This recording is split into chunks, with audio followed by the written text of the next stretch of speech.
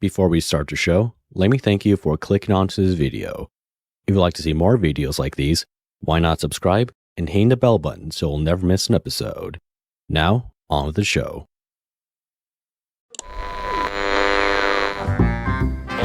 One mark will be vehicle 6. Comprised of warrior women. Hi friends, I'm LJ Jarvis, and welcome back to Yours Jarvis Show.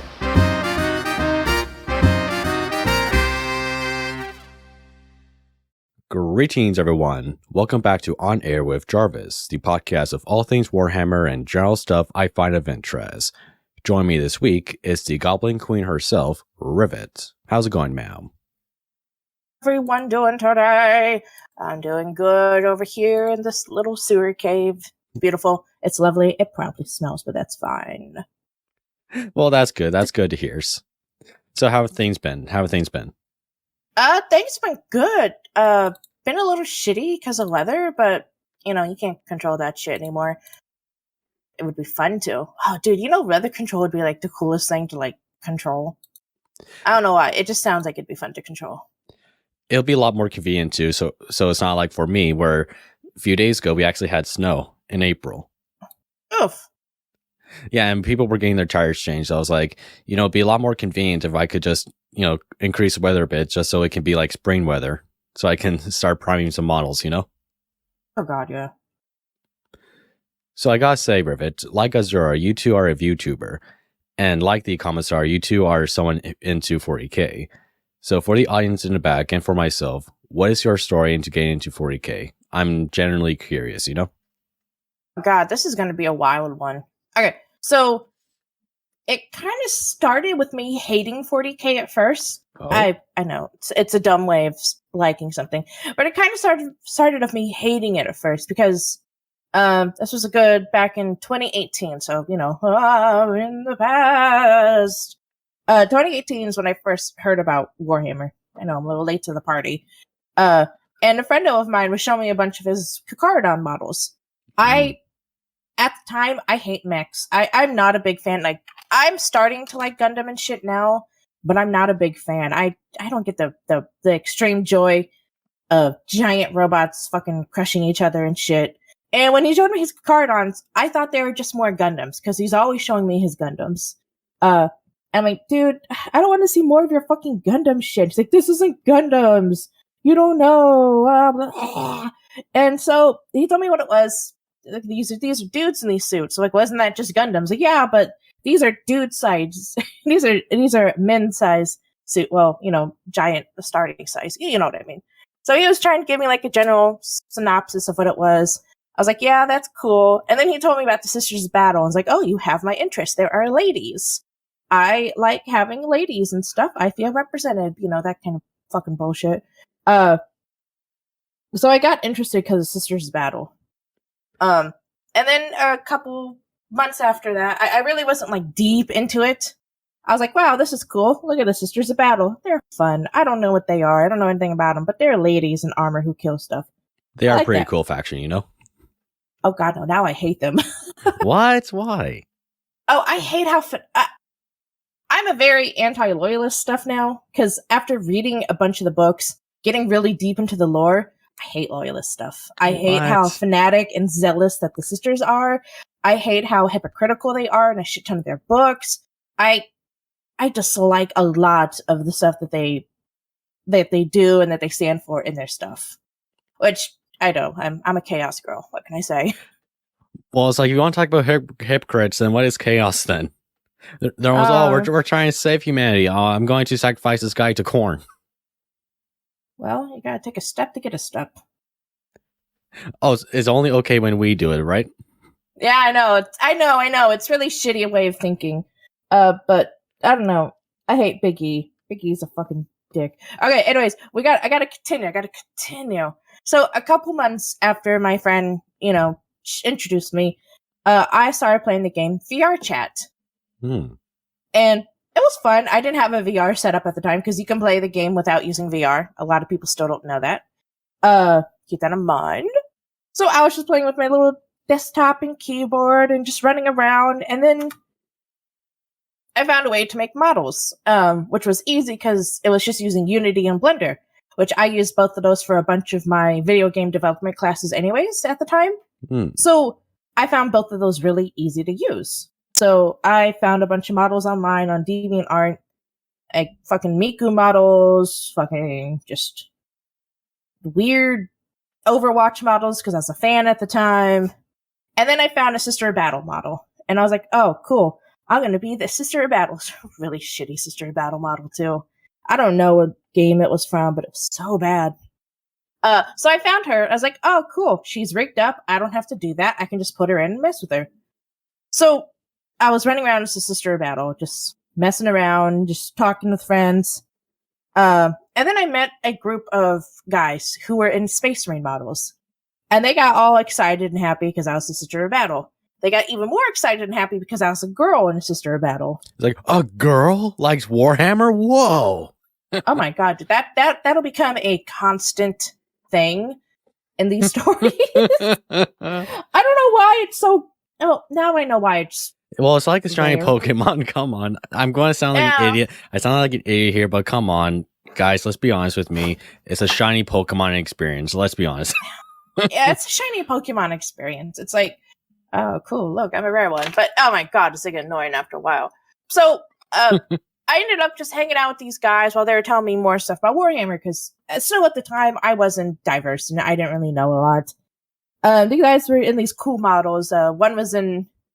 Oh my god, one is an Anger Marine. I still remember him. His name is Kratos. I don't know if you'll ever watch this, but I adore that man to bits and pieces. There's Kratos, there's Captech, who I think was a Ultramarine at the time. And then there was another guy, I don't remember, but he was a Core Knight Berserker at the time. Mm-hmm. Just talking with him, getting to know the lore and shit. And I added them as friends. Well, a couple weeks down the road, one of them Captech makes a big-ass server. And then I joined that big-ass server. And then while being engrossed in this giant server of like 600 individuals. Wow. Because, I don't know, maybe a bunch, maybe like a handful of them are chicks. I'm not going to say all guys. But like a giant server of a giant individuals who were super into Warhammer. I started finding the books, seeing what suggestions people would, give me. And just really diving into the shit. I met my closest friends through this stuff, and I still hang out with them. We go to Ren fairs and stuff now. It's fucking beautiful. But then I started reading the Horus Heresy series. I figured jump in where it starts, right? Read the first 30 Horus Heresies. I stopped at book 6. I stopped at book 6. I just Why? They're so good! I know, but it's like... continuing. But for me at the time, I was like, yeah, I'll continue later. Let's read something else. It's like, I know I should have continued. I know, and that's a huge other subject. But I stopped at book 6. They're good. I read the first. They're good. Oh my god, there's like 50 of them though. I need to eventually finish because I want to start the Solar War stuff.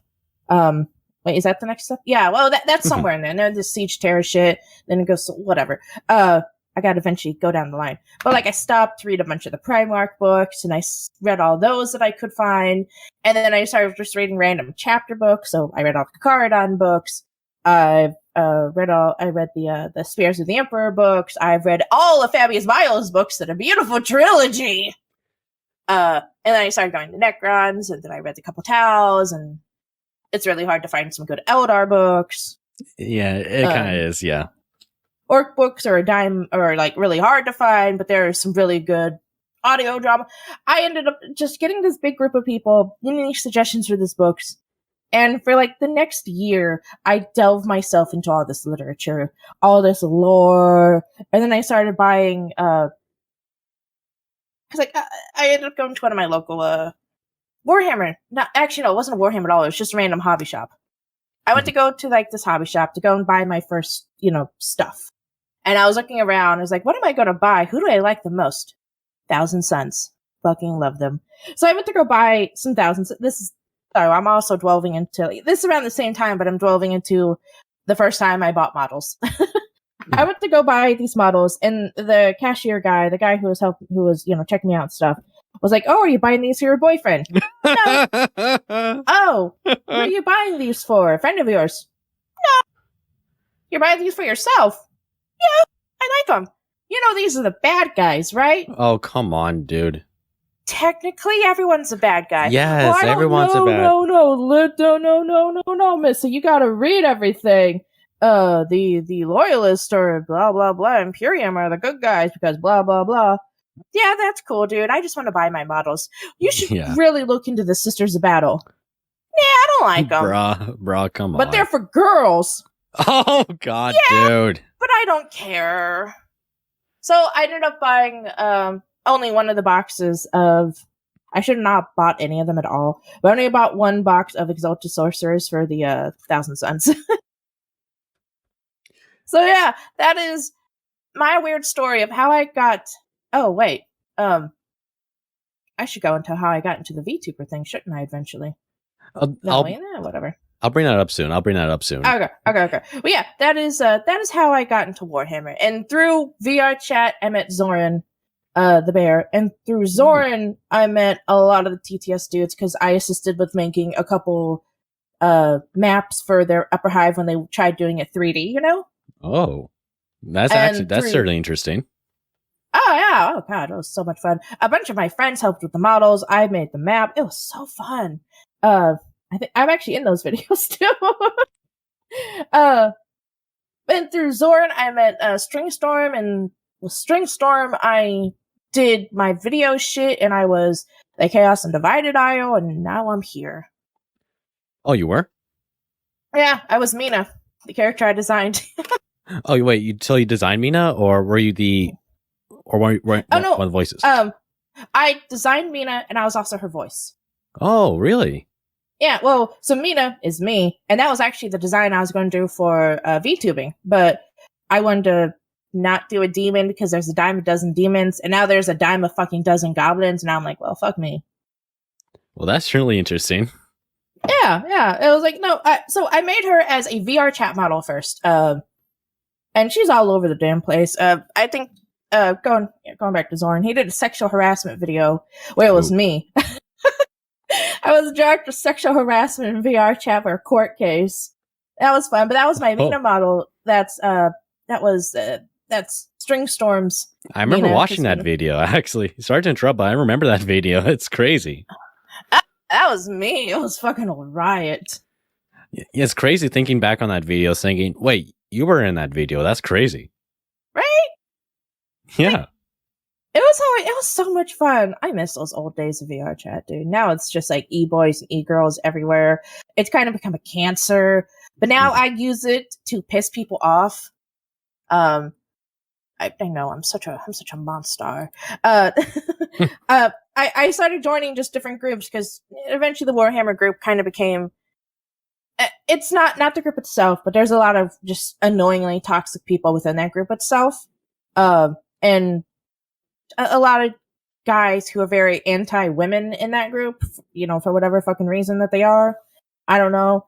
So I kind of stepped away from a bunch of those groups for like a good 2 years. I joined some Halo groups. I joined some Mass Effect groups. There's a Dragon Age group that I started up with a friend. That was fun. And now I just kind of go around, make really dumb, cursed models, and I piss off other groups. Like, I made a bunch of the Covenant members, so the Sinhealy, the Grunt, and the Skirmisher. I put those in bunny outfits for Easter, and I just kind of wore those around. Awesome. That was fun. Let's see if I can find a picture. I'll send it to you so you can share.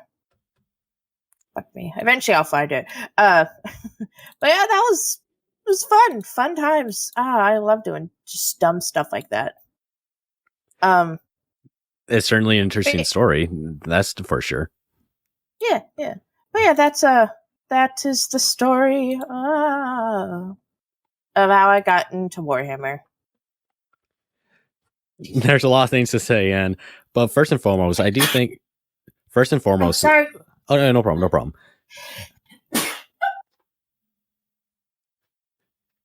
Allergies today. Oh yeah, no problem. It's fine. But first and foremost, though, I do want to say that the Thousand Suns really do have beautiful models, don't they? Oh my god, they do. Their headpieces are so gorgeous. And this was like, what, how many years ago, maybe? Like 4? When they were, like, this is before 8th edition. And it's crazy looking back on it. It's like, wow, it's been that long ago, and they look perfect still. Oh, dude, they do. They're just such great looking models. I will gush about all of them all the goddamn time, but they are so beautiful looking. Mm-hmm. I think Airman's model has always been my favorite. Just looking at that beautiful boy, he's so pretty.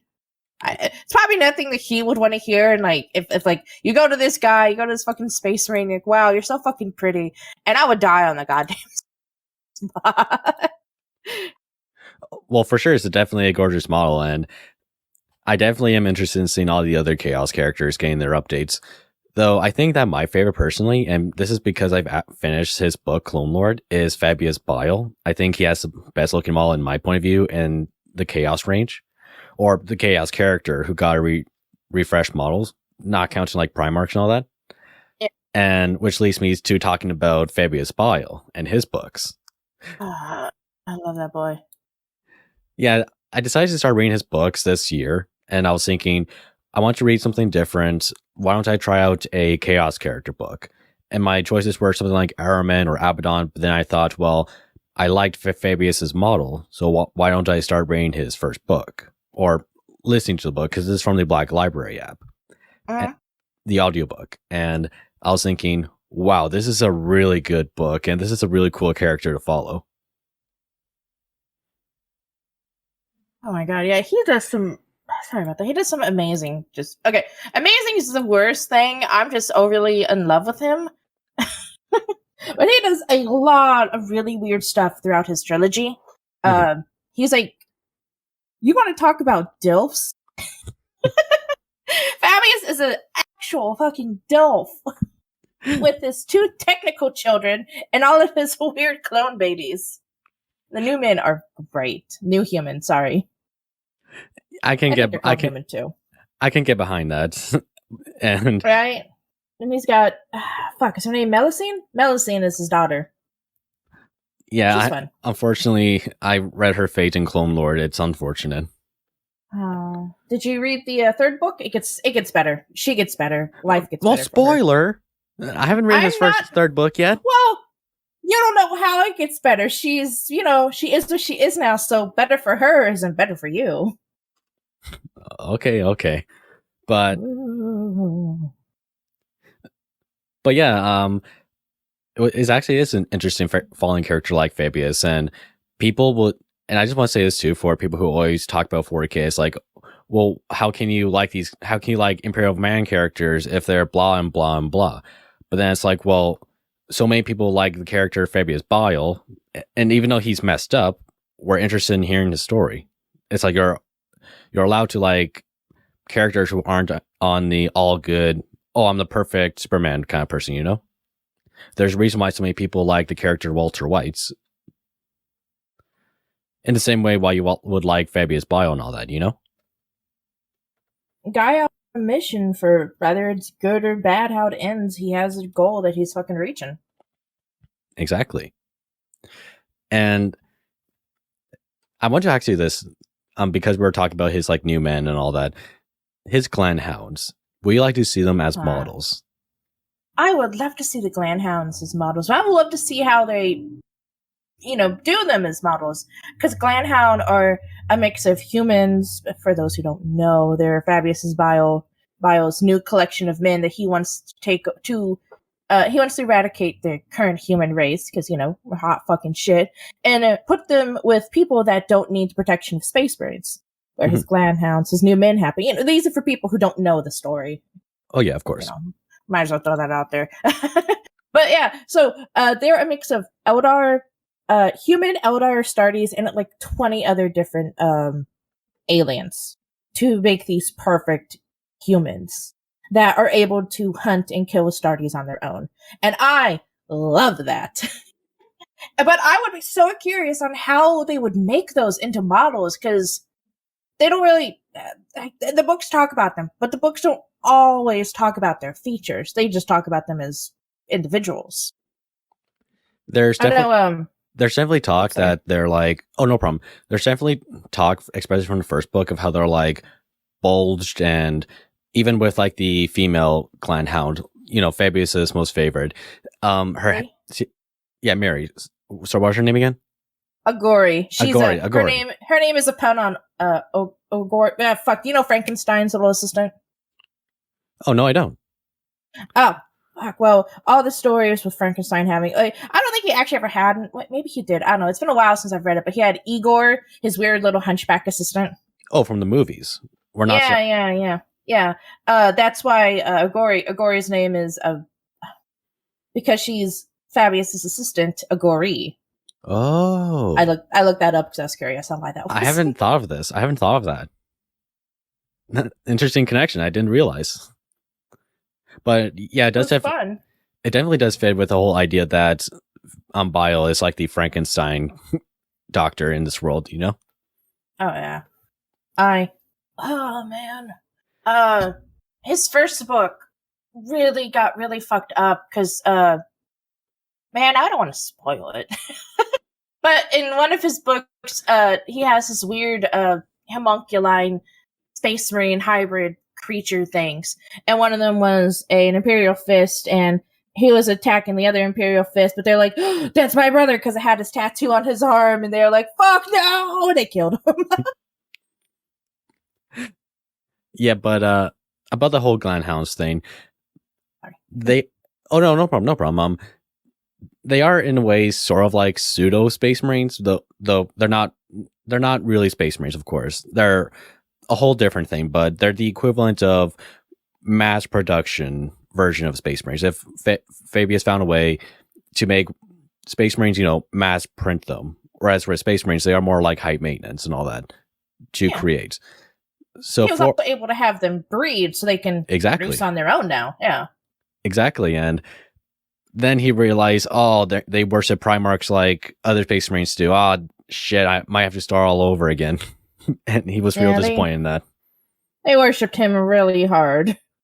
And he was like, not again.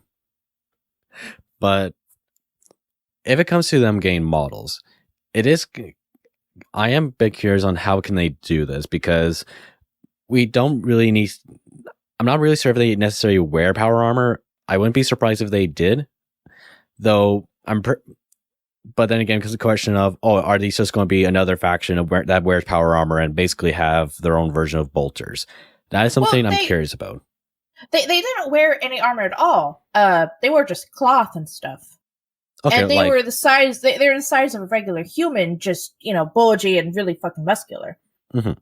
But a lot of their outfits were just, they had like maybe leather armor or like just pieces of ceramite kind of turned into plated armor or something like that. But they were really, especially within Fabius's ship, the Glanhounds there were just very minimum and basic because they were just ultimate hunters. They didn't need to rely on a lot of stuff like that. And if they used weapons, a lot of times they just used their hands. Or if they did use weapons, they used Space Marine bolters. As it should be. The old-fashioned way on destroying your enemies, your bare hands. Bare fucking hands. I think it said it took six Glanhounds to take down one Astartes. With, bare hands. I remember reading this. I remember this passage from the book about Constantine when it was describing the difference between Thunder Warriors and Space Marines, where it went Thunder Warriors are like bears, Space Marines are like wolves, but for here Glanhounds, you could call them, as their name implies, hounds. They're the hounds to the wolves that are Space Marines. Yeah, they're at least for Bile, they're the more controlled because you can control and train a hound. You can't exactly control and train a wolf. Exactly, yeah. And I just want to say this before we continue on. I think my favorite character from the book so far is Arian. I think he's a really cool character to follow too. The World Eater. Yeah. You're gonna love him in the third book. Holy fuck, does he get cool? Yeah, and I guess what I find so interesting about him is that he's not like the kill, skulls, blood, skulls. He's not like the typical, how we would see as World Eaters, They made him in a way that's like, whoa, this is different. Well, this is very interesting. He drugged himself up. That's why he's staying so calm, is because he's constantly drugged. Oh, of course. Yeah. He makes his own drugs in order because he was experimenting. A lot of it talks about his back, and he was experimenting super hard on how to control himself because he's still an apothecary. You can't be completely fucked out of your mind if you're an apothecary. Oh, of course, yeah. He learned a good drug method on how to control his the nails. Sorry, The butcher's nails. Yeah. Thank you, butcher nails. I couldn't remember what exactly they were called. He just found a way. He drugged himself up so constantly for the butcher's nails to keep himself nice, calm. I can think clearly state that a lot of his previous brothers were fucked out of their gourd, not able to anymore. I'm calm. I'm reasonable. I'm going to talk to my skull friends. I'm still going to fucking kill you if need be, but in a nice, calm way. I'm going to talk to these skulls, and even though people are asking me who am I talking to, I'm like, I'm talking to my brothers. They're on my hips. Leave me alone. We're having a conversation. I like the Death Guard apothecary. I can't remember his name. I remember him. Pardon for that. No, I remember him, and he's pretty cool. Yeah. He has the cutest. I think it was he has a little beast of Nurgle that was given to him as a gift. That was I think his name was Papuscus. No, not the Space Marine, but his beast. I don't know why I can remember the beast, but not the fucking Marine. But Papuscus was a very happy. It acted like a dog. It would chase around the Glandhounds. Stop that. Sorry, my cat is being naughty behind me. Hello, Corn. The name of her cat. There's Corn on this side. There's Vivian on this side trying to catch a hornet on the other side of the window. Ooh. I hate hornets. Oh my god, they're terrible, but they make nests. Sorry. Total spacey mode. I don't know how I do this. But yeah, I just love his little beast because it would just run around and chase after the Glandhounds. Because they didn't know any better. It's just a weird, happy dog creature thing. And the Glandhound's like, fuck you, you stupid acid-spitting bitch. and it would just drool acid and just ruin the ship. So Fabius like, keep that guy in one little area, homie. I don't want him destroying everything. He's got work to do. He's got work to do. He's got to be a happy little puppy. Oh my god, that's why I love Nurgle beasts so much. They're just weird. How they're talked about in a lot of books is the funniest thing ever. They are. Oh goodness, that's a whole nother story. But what is a whole other story is like Skaven on drawings and all that. They're portrayed as horrible. Oh, they're so numerous, they can just take over the world so quickly. But when you read them in the books, they're like, quick, man thing. Quick, brothers. Quick. You try to make it look stupid. They're all like egomania, and they're like, no, it's your fault. They blame everything on everyone else besides stuff that they do. I haven't read anything with a Skaven in it though. I don't really read a lot of fantasy books. Oh, you'll love Warhammer Fantasy, and if you, I need to jump into it.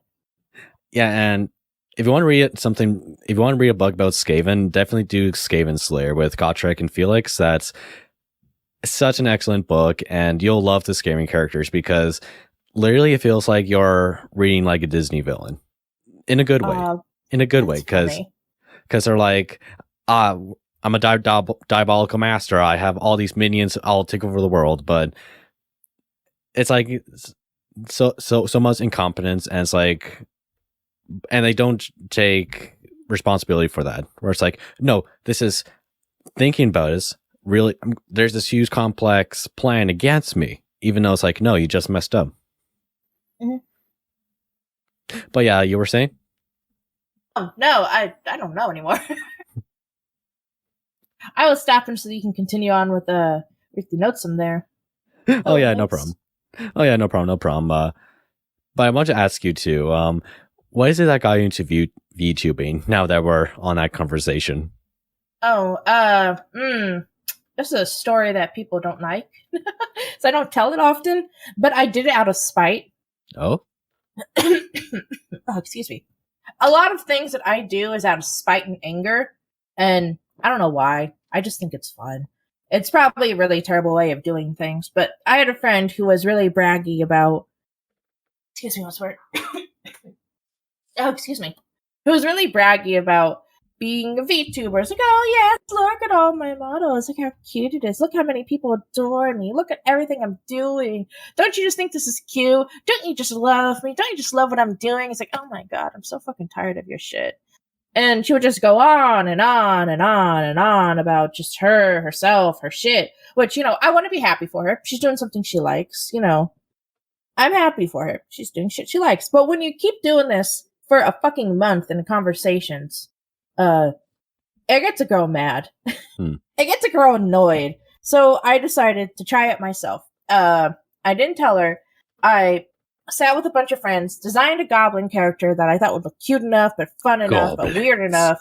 Goblins. I thought looked cute enough, fun enough, weird enough to hurt Elfie, to try and do this. And then I got I told Stringstorm about it. He backed me up, got me some good people, and got me a bunch of stuff to do and look at and everything. And then she was doing this for a year. I did it for a month. And I passed her in a bunch of stuff. And then she got pissed off. And we really haven't talked since. Oh, man. I think she stopped doing everything. And I just continued. I'm nowhere near popular as a bunch of other people. Getting there eventually. But for me, this isn't about... Because I have a constant job. I have a really well-paying job I did a bunch of shit for. So for me, this is just a hobby. Just kind of fucking around, messing around with stuff. And I know there's a lot of people who are doing this as a career, which I still say is a bad idea, but whatever on that run. Oh, no, and I can agree with you about stuff like that. And I think for that, too, I want to say that when it comes to doing things like, YouTubing, podcasting, talking stuff about Warhammer, I don't want to turn this into a job. And that's some people ask me, do you want to make this into a career at some point? And I'm like, no, I really shouldn't turn this into a career, because with something like hobbies, because I see Warhammer is a hobby for me, right? It's not my entire identity. It's not something I want to pursue a career for. If I were to turn this into a job, eventually I might start getting sick of that job. And eventually I'm not going to like Warhammer anymore.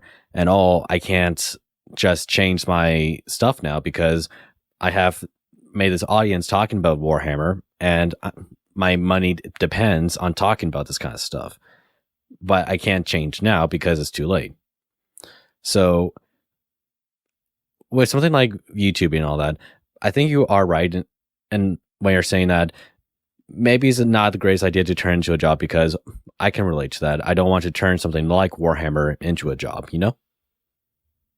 View on why VTubing shouldn't be your constant career, which, again, I'm sorry if I'm very biased on this, is that it became such a boom because it got popular, but stuff on the internet doesn't stay popular for long. It's being popular for at least 2 years. Exactly. I give it another 2 years before it all crashes and everyone's tired of this shit.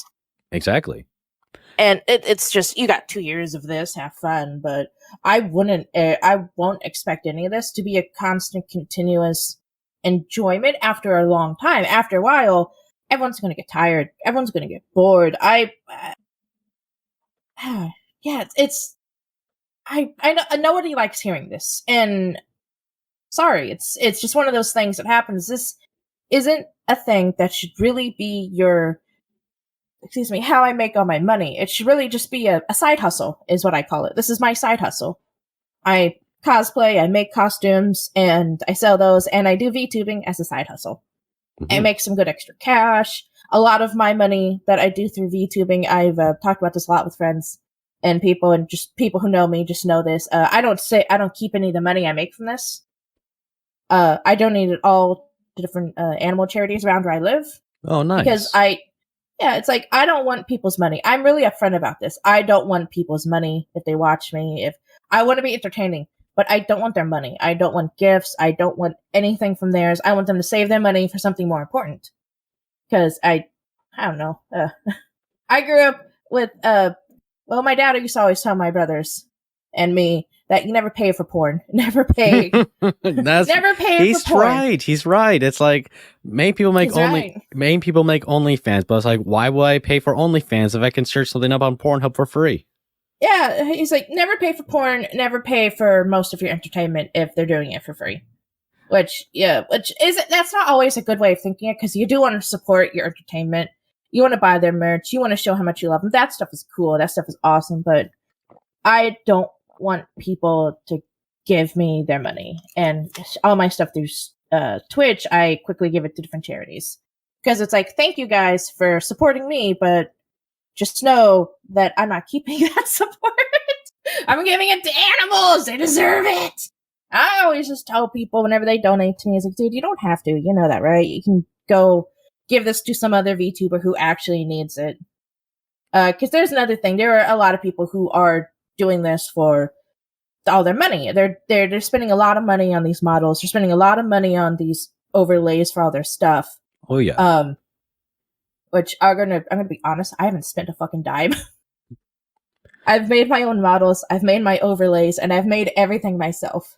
Which I know not everyone can do that. It's not everyone's that fucking talented. Oh, my talent is so far. Yeah, I can get off my ass on that one. I mean, I'm not an artist, but I pay people to make my, wallpapers and all that. Like, I can't draw for shit. So yeah, I'll pay you if you could make my character and all that.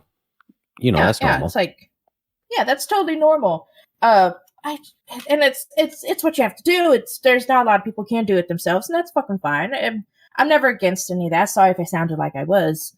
No. But I've been trying to do the cheap end on everything by doing everything myself.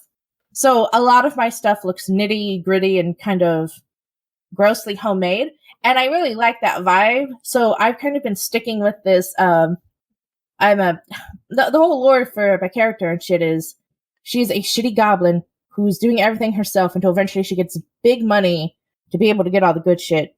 But that's never going to happen, so she's just going to continuously be this broken ass looking goblin and her broken ass looking stuff in the middle of the sewers that she can never escape from. And I'm like, I dig that idea and concept.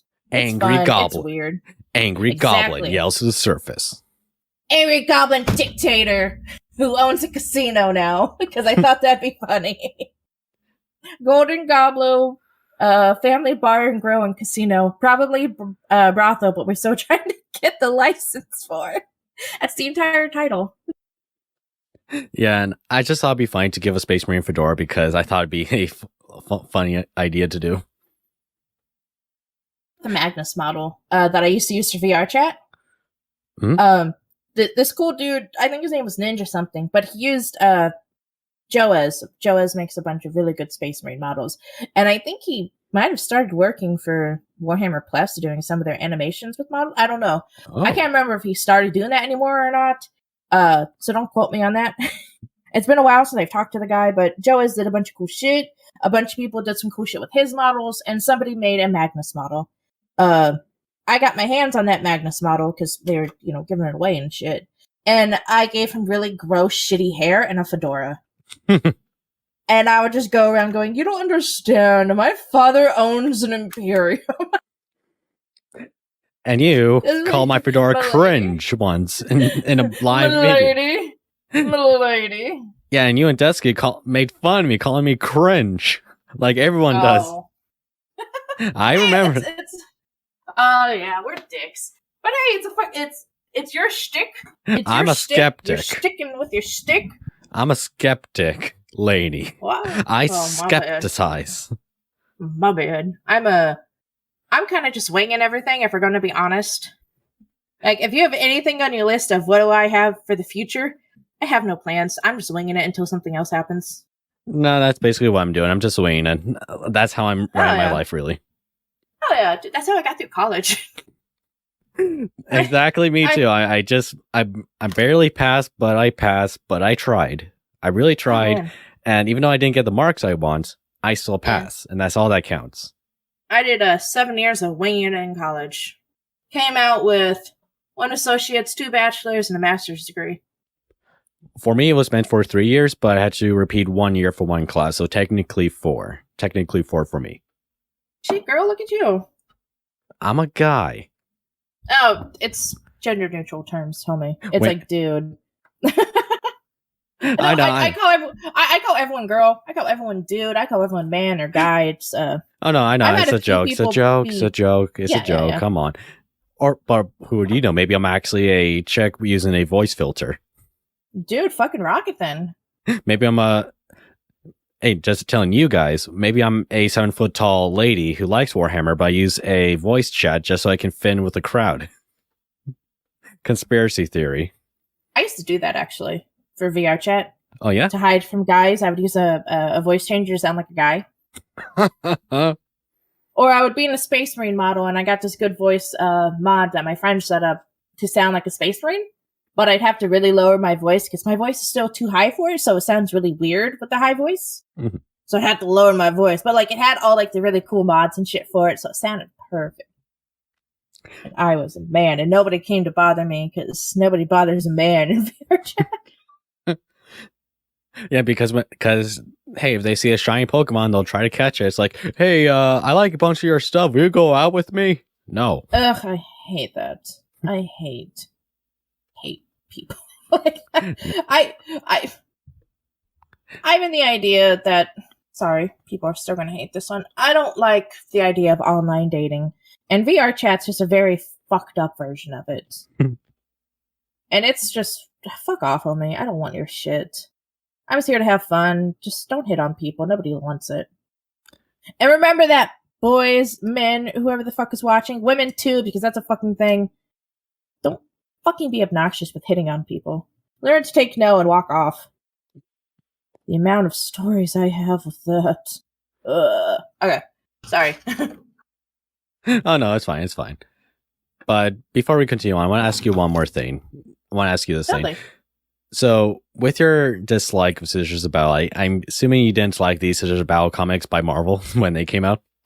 Oh, I never read them. I completely, like, any of the Marvel comics, I kind of skipped. I didn't read any of them. Oh, of course. Like, given how Marvel is now, of course, it's reasonable not to, buy this kind of stuff. But when it comes to 40K Marvel comics, they're really good. Marina's Calgar, Scissors of Battle, I like them. That Space Marine one that a lot of people got upset about because I was going to make a video about this. I was going to make a video about this, guys. They didn't exactly tease you about who Martin's Calgar was. Like, do you know the whole story about that? I know. Oh no? No, I know him. I've read him in other books. Oh yeah, but what I'm saying is that when Martin's Calgar has flashback, it didn't depict like the original Calgar, right? The one that Tacitus would borrow his name from. The flashbacks focus on Tacitus, then it went to the original Martin's Calgar. It's not like, psych, this is the guy this whole time. It was not like that. And that's probably a whole video I could make. I don't think it was as bad as people are trying to portray it as. At least in my point of view. And that's something I can make a whole video about. But when it comes to something like Marvel, I'll be honest with you guys, it's not the worst thing in the world. Yeah. I'm just saying. Fair. I think what I heard a bunch of people get all pissy about, which just kind of proves that like they're not gatekeeper moment. They're not real fans of the series. But a lot of people I read online got super upset over how they portrayed the Space Marines being taken as children. Because I guess a lot of people don't know that. Universe. That's in the universe. How can they be upset about that? Dude, there are people who get upset. Okay, so weird story time. I was with a bunch of like people VR chat still again, and they were talking about Death Guard. And I've recently just read the Plague War series, and I told them, hey, this is a good book about that. You should read it. They came back to me a month later talking about how disgusting, disturbing, how fucked up it was, and how could I do that to the Death Guard? And I'm like, that's the fucking Death Guard, homie. That's what they're always fucking like. And it just kind of shows that have they not seen the models? I'm sorry, but have they not seen the models of how disgusting they are? I don't think they expected books to be disgusting. Which is kind of like so again, I'm sorry, but I think some things should be gatekeeped. I know that's a terrible way of thinking about that. But I think some things should be yeah, there's always going to be the meme fans, the TTS fans that only keep that as their lore. And I've met many of people like that, and I hate them with a fucking passion. I think because TTS that was a good series, but that should never be your lore. You know, it's like it even said itself. It's not. It's a fun parody series, guys. Yeah, it's just a fucking parody series. It's not your fucking lore base. But there are a lot of people who do take that as face value lore, meme lores, or there's a lot of people who think that the Anger Marines are an actual fucking chapter because of how the memes work with them. It's like, oh, I fucking hate this. But there are a lot of people who are, I hate saying it, but just fans for the memes, and when they get into the nitty gritty grim dark of Warhammer, they stop being fans because it's not what they expected. And that's how a lot of people were with the Space Marine comics, and especially with how they talked about the children in it. How a lot of times with different chapters, depends on chapter, because some take them at it does 14, some take them at 10. Mm-hmm. And a lot of people are like, this is fucked up. These are children soldiers, and it's like, yeah, oh, God. Dude, this is how this kind of shit. You know, well, technically they are. That Space Marines are just brainwashed 10-year-olds. Or just brainwashed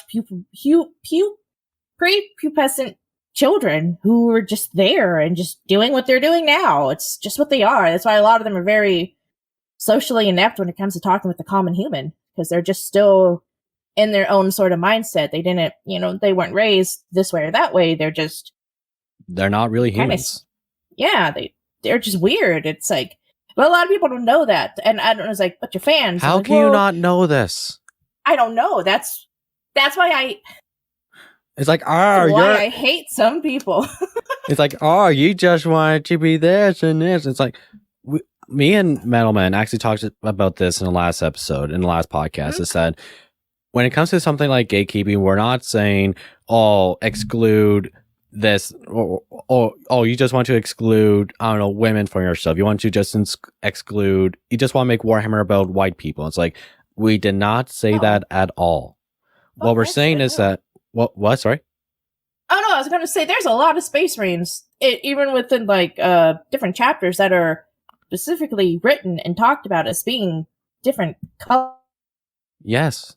And it's like, how the fuck is Warhammer just for white people? Do you guys not read about Space Marines? There is a really popular dude within the Ultramarines who's just a black guy, and it's like he's just there, fucking vibing and shit.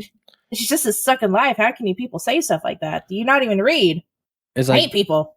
It's like, that's not something we said at all. What we're saying is that it's just, when I see people like you said, get like horrified when it's like, it's horrible. How can you like Warhammer because they make children into Space Marines in such a horrid way? And it's like, yeah, it's been like that forever.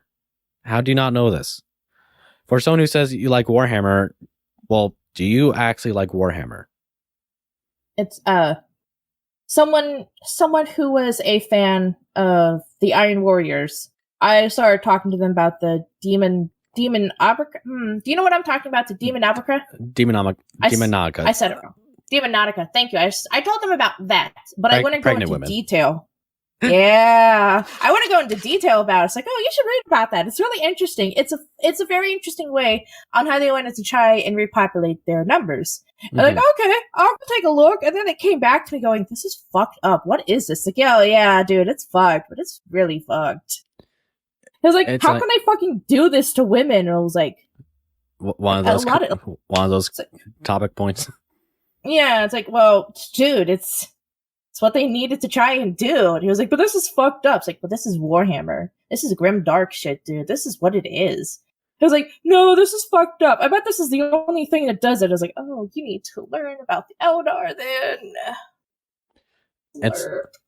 It's like, I just want to point this out too, is that one time I came across this one person, right? And he was making a complaint about the Imperium of Man, saying that, it's the only evil humans are the only evil thing ever, and they're Imperials, right? But then someone replied, well, there's also Gene Stealer cults and Chaos cults, Chaos Space Marines, if you want to count them as part of the Chaos cults, right? And he said, no, I'm not interested. If it has suffering, I'm not interested. And it's like, no, what the fuck? Yeah, and then I replied, then maybe Warhammer's just not for you, buddy. Yeah, because like even the Imperium Man talks about suffering constantly. There's a lot of dirty, disgusting people in there that'll fuck over their common human just to get what they want, and it's constant suffering. It's like everyone's like that, and they're saying every faction's like this: Necrons, Eldar, Orcs, Tau. Oh, Subtly with the Tau. yeah. Ah, shit. I got a thing about the Tau. I'm going to say this right fast, but a friend and I were talking. No. Because about condoms, right? You don't like them because they're condoms? No. Completely different. I actually like the Tau. I enjoy the Tau. I enjoy the Tau's mindset and the Tau's placement within 40K. And a lot of people go, well, they don't fit. And we're like, well, they kind of do fit. If you think about it, the Tau would be what we would be right now. We're the new, like if humans came to Warhammer at this moment, you know, and we were a little more advanced, we would be the Tau, not the Imperium. We would have similar weaponry to the Tau. We would have a similar mindset of fresh new faces as the Tau. And we like seeing the Tau as what humans would be in the Imperium. This fresh Imperium in 40K as a whole. We're fresh new face.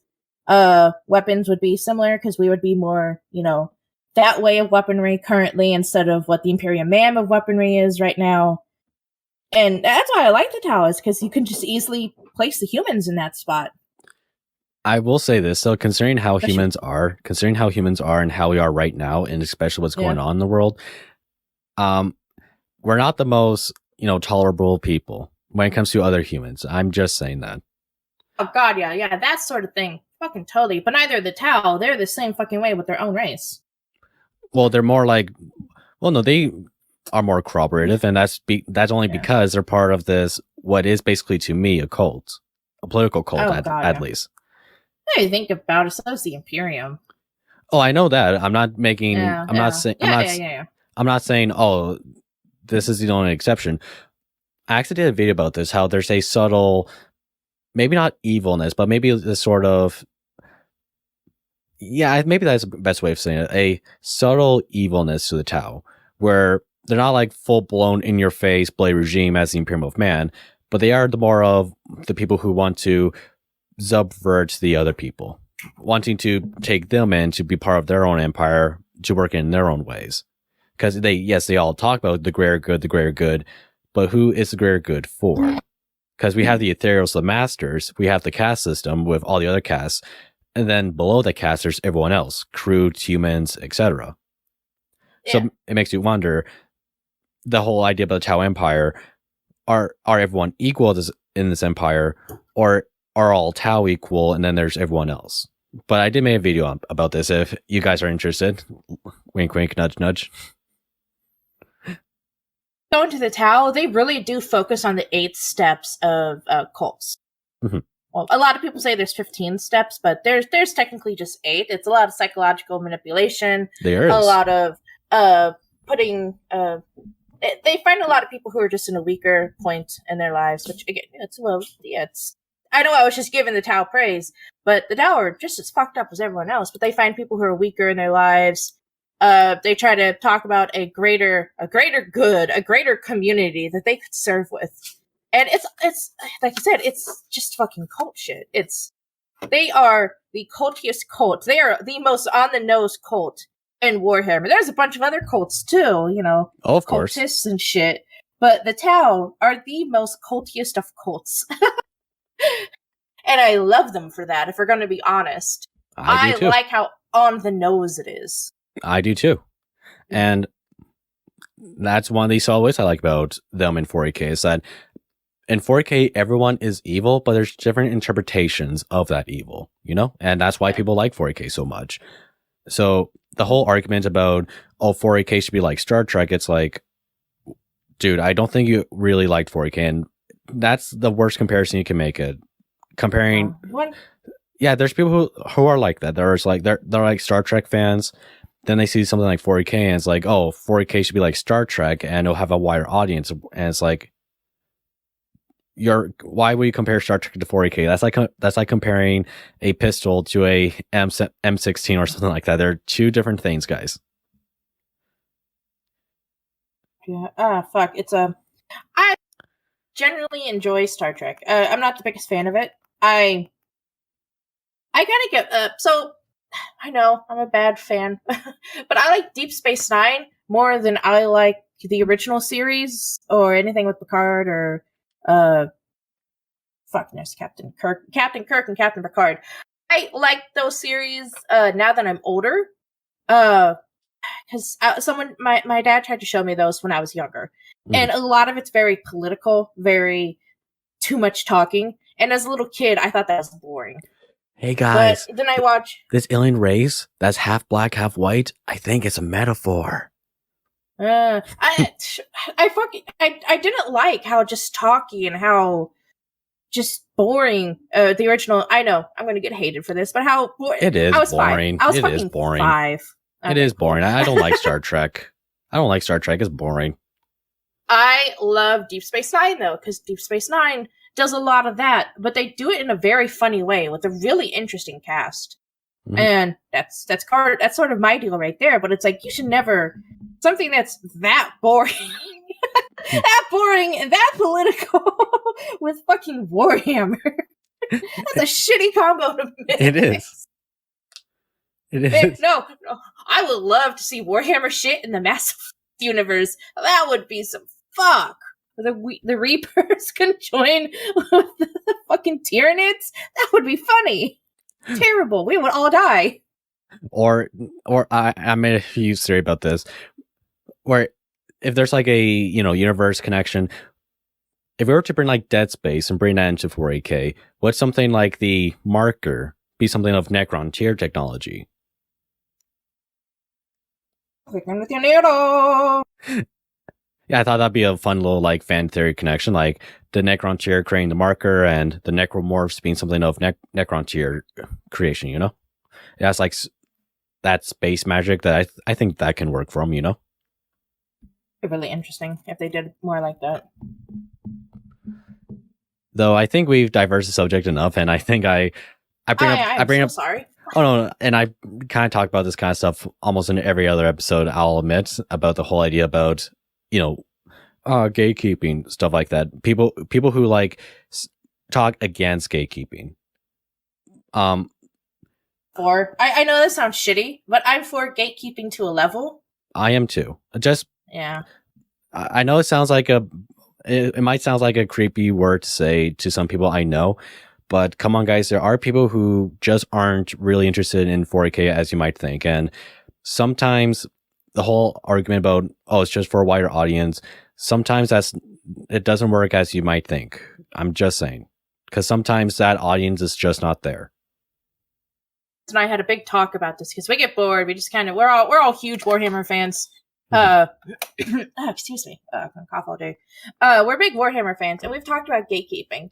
And a lot of times, the people who we feel, again, I'm sorry, who should be gatekeeped either away or to different parts of the community, are the people who are trying to make what Warhammer is to what they want instead. So, how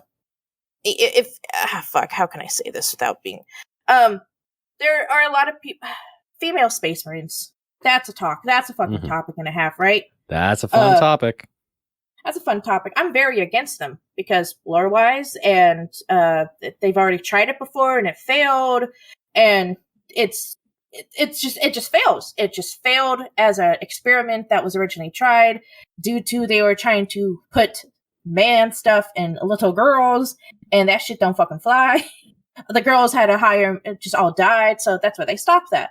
But there are people who are still adamant on having female space marines, but when you tell them that bit, they've never heard that bit, and they get upset that you're telling them this part of the lore. And again, it's a dick move, and I'm sorry, but people like that, who refuse to acknowledge the lore, who refuse to do their sort of reading on stuff like this, are the ones, they just want to change what there is to what fits them so that they feel better. But those are the people who I feel shouldn't be in the community.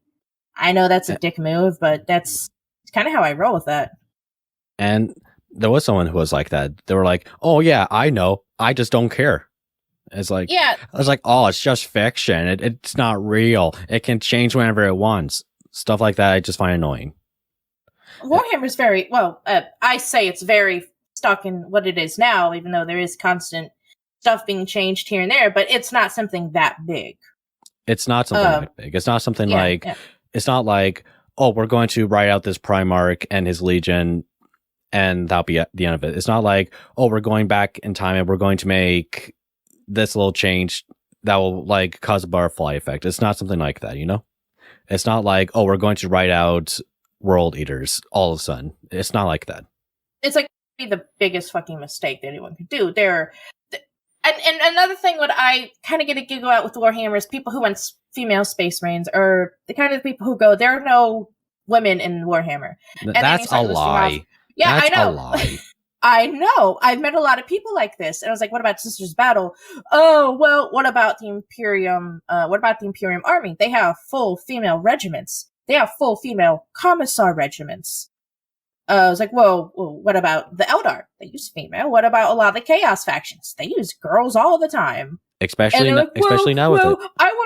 They're like, well, I want Space Marines to be women. I was like, well, you can't have that. It's just not going to happen. It's like a guy wants a dude sister battle. A man sister battle. That's I don't want that. Gonna happen. No, but I know some people who do want. They want femboy sister battle. I'm like, A, B, and C. You can make art. You can make art. You can make art on that, guys. And hey, oh yeah, I'm all for you. I'm all for you making art. I'm never against anyone making the art. It's fucking rock it, dude. Rock out your art. Have fun with your art. But don't try and push that. If you make femboy Felix Jaeger, I wouldn't stop you. If you make femboy Argyle Tau with his boyfriend Karn the Betrayer, I won't be against that. Or a femboy Fulgrim. He's already. But no, it's stuff like that where they want to change to fit their a bad way of saying it. They want to change a lot of shit to fit their narrative so they can be happy with it. Well, it's like, that's not how this is going to work. You know that, but you just don't want to acknowledge it. And those are the people that I feel should be, sorry again, but gatekeeped out of the community. Or at least gatekeep to a certain part and away from everyone else. I know that's such a shitty way of saying that, but it's people like that that make me hate certain things. And it's like, can you just shut up and let me enjoy this? There's a reason. I've met a lot of people who, when I talk about Warhammer, they're like, I don't like Warhammer. They're very mean to women. And I was like, oh, you don't know Warhammer then. They're mean to everyone. It's like, at least for you, when you meant like the annoying people in Warhammer, it's like, at least we're like, okay, these guys are just obviously idiots, you know? Yeah. But then you just, sorry, strangle it. But because they're just, oh yeah, sorry, but sorry. There's a reason why there's like bouncers in nightclubs, you know? Yeah, totally. If there's an idiot, they throw him out. Totally, and people are going to bitch about it. People are going to bitch and moan about gatekeeping all the fucking time. But it's just certain things kind of need to be controlled in order to keep it a certain way. And I know that's a really shitty way of thinking about that, and it really shouldn't be how it needs to be. But there's a lot of people who try to change things to fit their way of thinking, or their narratives, or their ideas and what they want, and then they completely disregard everything else because it's not what they like. And it's like, well, you're missing out on the entirety then. You just want to cherry pick what you like, push those higher, and then just ignore everything else that makes Warhammer fun, or Warhammer what it is. And it's like, that's a shitty way of thinking, homie. Or it's like, oh, we should make Warhammer like how it was in Rogue Trader, despite the fact that no one has actually played Rogue Trader or cares about it. Despite how it was the first draft, and afterwards Games Workshop just never went with that direction. Love Rogue Trader lore, just with how ridiculous it is, but I'm very happy it wasn't what was stuck with. Mm-hmm. It's like modern day 40k, I think is just much better than how it started off. Just my opinion. Oh god, yeah. 100% on that one. But 100% on Rotten Tomato. Yeah. But speaking of, now this is a pretty good way to transition one conversation to another, because we talked about Rogue Trader. There's actually Segue. after our huge necessary rant, squats, they're returning. What do you think? I think it's funny. Oh yeah, because for years, I always hear people talk about squats, and there's a few books that do mention half squats or people who they think might be squats, but it's never 100% talked about. Mm-hmm. Do you know the Gideon? Do you know Gideon's? I know her from the Eisenhorn books, but I haven't read her own books. No, it's a dude. Oh, I think of someone else. Maybe I'm thinking of someone else. Probably Gideon. Fuck me. Sorry, I'm very bad with names sometimes. Yeah, Gideon Ravener. The guy has his own trilogy series. Okay. And their pilot is a half squat. Oh. And I love that dude. He's fucking disgusting and he's so cool. And then there's another story where there is a squat who uses tarot cards to help with, I don't know, weird psychic shit. She's fun. But squats are always just kind of in the background or talked about, or hey, they're just kind of like subtly, I think they're just subtly nudged at as like a fun, haha, look, they can still be here, but you don't know if they are, sort of thing. And I love it that they're back. I think they're fucking fun. And the new mall certainly looks great. Oh, yeah. I'm getting a giggle because everyone's saying they're Deep Rock Galactic models. And it's like, well, space dwarves, where the fuck else are you going to go with this? There's kind of an idea of what they are. It's like, when it comes to the mall, when I saw it for the first time, I made a whole video about this too, long before, they actually became a thing again, is that I didn't think they could work. And something like the Modern 4K saying, where it's like, they failed the first time, would really work again the second time, because the creator himself, or one of the creators of Warhammer, he felt like they had to write out the squats because one thing, they felt like they didn't think they could really do anything with them. They were like, well, this is an idea we had, guys, but I don't think we have that much creative energy to actually really do something with them. So if we were to write them out, I don't think things would be missed, or I don't think anything would be missed. But now that they've done so, I'm surprised they were able to do so, and I'm glad they were able to prove me wrong. Because one of my arguments is that, would they just be 40k Kakar drawings from AOS,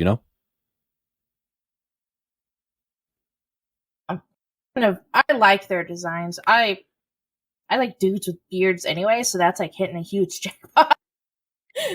Unlike, so I might go out and buy some of these models just to paint them and keep them around the house, because I'm really bad at doing the tabletop. I tried it before. I'm very bad at it because I forget everything. I get really spacey and I forget any of the attacks or any of the shit. And I was with some people who said that I couldn't use the books to help me. So I was like, fuck this shit, I'm out. Because I had everything memorized, I guess. And I was like, well, fuck me, I guess. So I'm really bad with playing the tabletop. But I like painting the models and keeping them around my house as knickknacks. I know that's a dumb way. You should see my madness up here. Oh, no, that's what I do. That's what I do. It's like, I don't play the game, but I like to collect models and paint them. That's what I do. Yeah. It's like, I want to go buy a couple squats. I want to buy a box of squats. Just make them, send them off to a couple friends of mine, and we each have our own, and we each just paint them, and we're like, hey, look, we're squat buddies. I think I'm going to do that. That sounds fun. Yeah. Yeah, and but what I liked about the squats here is that, yeah, they're not just 40k Kakar drawings, because you know about the Kakar drawings, right, from AOS, the steampunk dwarfs? Yeah, I know enough. Like, I don't know everything, but I know enough to get me somewhat by. Again, unfortunately, Age of Sigmar stuff go right over my head because I haven't really read into them, but I've read enough to get a basic idea. Yeah, but you know what I'm talking about, right? The it's steampunk dwarves, because that's why I always thought the solution was for squats. It's like Games Workshop was probably thinking, if we could do something like squats, bring them back, how can we do it for something like AOS? And I thought that was one of their solutions. Why don't bring back squats? Why don't we put them into AOS but call them something different? That's just how I thought of it. But for here, now with what they're now called the Leagues of Votan, seeing how they are, seeing their presentation and the snippet of lore that we got about them yesterday by the time we're doing this video, I was like, yeah, this works. I'm surprised it works. And hey, you guys proved me wrong, and I'm glad of it. These are pretty cool, and I'll probably pick up a model or two and definitely buy the codex. It looks cool.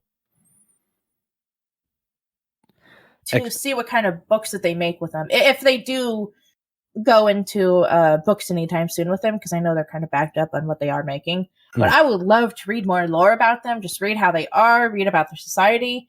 And I want to know if their females have beards or not. And I hope they do. I feel like Shockwave whenever I say female from that one Transformers episode. Female Autobots. I know it's I could just say women, but like it's just easier to just kind of say, because talking about it from like an outside, like you're examining animals, I guess. You don't say a woman lion, you say a female lion. I know. And that's kind of how. Yeah. That's kind of how whenever I talk about stuff like this, I go just. It's seeing it from like an old. I was originally going to be a bio major to study animals, so I did a lot of this writing and thinking and stuff for some of my papers. So it's just very engraved in my mind on talking like that. Oh yeah, of course, and I think I think everyone talks like that realistically. I just think. Yeah. The female dwarf is coming towards her mate. She has a beautiful beard, lavished in jewels. Or it's more like, and as you see here, the Tau begins his mating call by revealing the Tau female his pulse rifle. C is not impressed. Hilarious. I just want that as a fucking book. Games Workshop, where is my weird bio book like that, where she's talked about someone watching in a bush that everyone clearly knows they're in that fucking bush, but they don't acknowledge that he's in that bush. Then when he goes to study orcs, it's like, why the fuck is that Umi over there in a bush? Oh, dude, just fucking ignore him. Is what we're all doing. But he's talking to us. I know. He's just a weird boy. Leave him alone. He'll go away. We'll eat him later, maybe. And then that will be my favorite. I'm going to write that now. Excuse me. I'm going to go to Dusky and we're going to write this. Well, Dusky has killed the Tau, so I don't trust her. No, that's fair. But I want to ask you one more thing, and I really have to ask you this. Yeah. You seen the new? You obviously everyone knows about this. I want to hear your thoughts on the Mark VI Horus Heresy Space Marines. I want to hear your thoughts on that. I don't have any. Oh no? No, I don't actually know. I don't really pay attention to the different armors or stuff like that. All I know is I hate the beaky face, and that's my life. You hate the beakies? Like they look ridiculous. I love beakies. I know a lot of people love them, but I think they look dumb. What? I don't like them from like an aesthetic point of view. Oh my god. I don't know. I just think the beaky face is ridiculous, but I don't keep up with the different I'm a shitty fan, I'm sorry. I just don't keep up with the different marks of armor or the differences with them all, because I kind of get them all mixed up anyways. It's like, oh, look at that knee. That knee is slightly different than this knee. That must be marked blah, blah, blah. It's like, oh, fuck off. I don't care. I know it's a dumb way of thinking, so I'm sorry I can't answer that question for you. All right, fair is fair, but I just want to say that I sure do like them, and seeing the progress of different Horus Heresy armors during the years, especially in tabletop form, from the Betrayal of Cal, Burning of Prospero to now, what seems to be a new coming box set. I certainly like to see the transformation. I just thought it was. Wait, is the new stuff the Primaris? Oh no, not Primaris. It's the okay. Horus Heresy stuff. They haven't. Okay. My Betty. I need to go and look this up now. Now I feel dumb. Oh, do you want me to send you a picture on Discord? Thank you. Yeah, because I will send you pictures that you can put in from past conversations of VR chat models. Oh yeah, no problem. But I think I'm thinking we're talking about two different things. These guys. Hold up. Fucking beak faces.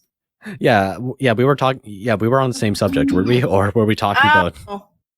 I've always seen the beak face. I didn't know that was like a set stuff. I kind of just figured they're everywhere. And I fucking hate the beak faces. Yeah, this is the next wave of Horus Heresy models coming out. Rocket dudes. Huh. It's a very strange color. That's a nice teal, though. I like that teal. Oh yeah, these are Sons of Horus. Same color as my couch, actually. Hmm. Yeah. I have a Sons of Horus couch. Hello, couch. But yeah, I certainly like it, and this is actually something I'm revealing to you guys right now. I'm actually getting my character updated, and one of the little updates I'm doing is I'm going to give him a beak helm. Whoa, look at you being a beaky boy. It's like, I don't know why it is, but Space Marines with beak helms, for me, I just think it looks interesting. People love the beaky helm. It's a very loved concept, idea, and design. And I can get the appeal. It's just not up there for me because I just think it's silly. Oh, it's fair. Yeah. But like I'm not gonna hate it and say, oh, you're fucking wrong. No. That'd be a dick move. Of course, but now that we're on the subject of helmets, before I talk about one more thing that came out 2 days ago from the time we're doing this video, when it comes to Space Marine helms, of course I got your whole opinion about beakies, but when it comes to like the modern stuff, like Primaris to the original grill helms of Firstborn Marines, which one do you prefer? Which one do you prefer? Fuck, I don't really look at the helms that much. Fuck, sorry. I like Chaos mutated helmets, if we're going to be honest. Mm-hmm. Mainly because they're, it's dumb because there's not an actual name for them or anything. It's just, there's a lot of stories where people, or Space Marines, get so fucked over with Chaos that they kind of mesh with their armor. And there's a guy who's able to talk, but like the grill part separates, and that's how he talks. Awesome. And I like that. And that kind of Chaos shit, and how deformed and fucked up and disgusting and just horn riddled and as mutated as the helmets get, because a lot of times the helmets just look like faces. I like that idea. I like it that, like, when they see their cousins on the loyalist side, excuse me, you can see that they're wearing helmets, but these guys over here in Chaos, are those helmets anymore, or they're just their faces, or why do they look like that? I love the fucked up helmets. It's just more my design choice, I guess.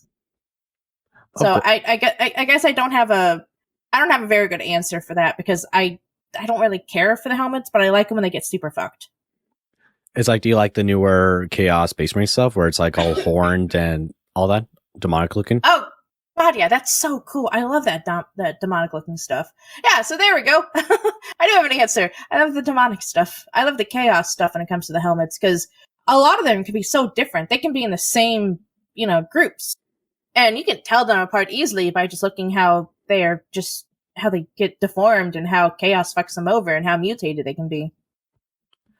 And I want to say too, when it comes to like, because obviously my characters say Primaris Space Marine. I for one like the new Primaris stuff, because it does kind of look like the one pattern of Horus Heresy armor when it came out, Maximus armor. It does look like a more advanced version of Maximus armor, and for a time that was my favorite armor set. So I think one of the appeals for me when it comes to Primaris stuff is that it does look like Maximus stuff from the Horus Heresy, and they were from the Betrayal of Calth box. For people who, maybe for you, if you want to know what I'm referencing to, Okay. I get you. I'm gonna look that up later, but I get you. Oh yeah, no problem. I hope that didn't sound condescending. I'm sorry, but No, dude, it's fine. I know I was just talking about fake fans and shit, but I'm not good with the armor stuff. And oh no, I'm not implying anything. I couldn't tell you a weapon or anything either. Oh no, I'm not implying anything. Yeah. I kind of figured you're not that much of a dick. I've known many a dicks, and you're not that dick. It sounds like you've read a lot more books than I have. I'm not going to shame you on anything. Don't worry. Oh no, it's fine. There's everyone. What is it? Fuck. How does it go? It's just everyone's in the fandom. Everyone just likes different stuff, I guess. Of course. And different levels. And it's like, that's fine. And it's fine too. But one more thing about the Horus Heresy that came out. This new Land Raider had came out. What are your thoughts on that? I mean, look at this baby. Well, it's not necessarily a new Land Raider. It's the Spartan Power Land Raider from the Horus Heresy. It's 1, 2, 3, 4, 5, 6, 7, 8, 9, 10, 11, 12, 13, 14. Oh my god, talk about an overkill on weaponry.